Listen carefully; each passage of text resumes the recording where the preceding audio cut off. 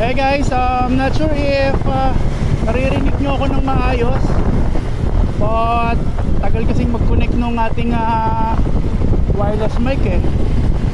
And ginuo ko na tong video. Well anyway, this is the new Tiger 800 or the Sport 800 from the Triumph motorcycle brand. Test ride natin ngayon.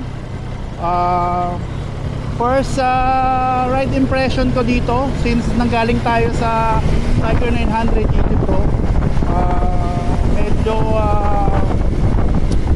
from a riding perspective, no, medyo ano siya, medyo compact yung aking feeling ngayon dito.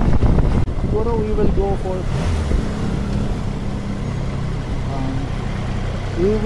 for sports. Sige, no. So mode, okay, naka-sports naman siya. Naka-sports siya.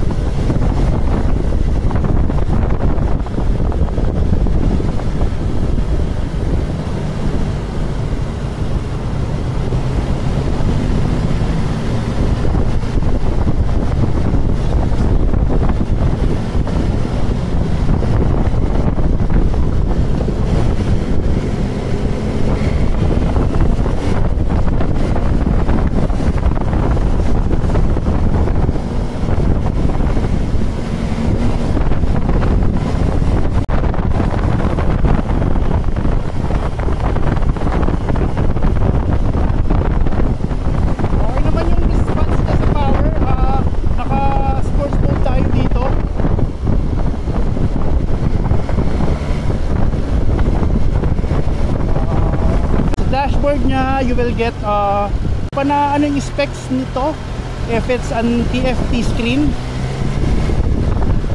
pero you can see black sa background niya, yung backlight niya is black, then ang kanyang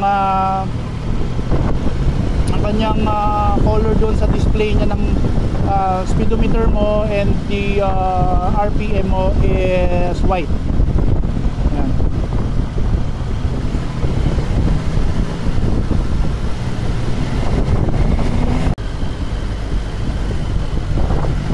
Wala naman akong nararamdamang lag or jerking.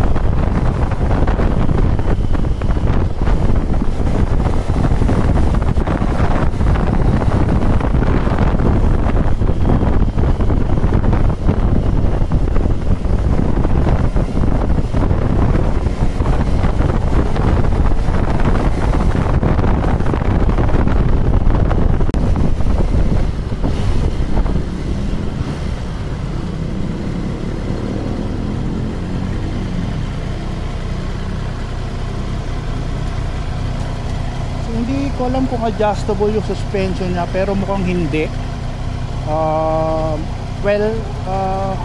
What I mean is adjustable through automatic adjustment.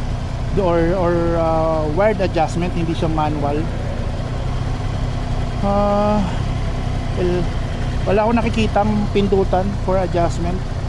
Siguro subukan din to sa truck, no? Since sports naman siya.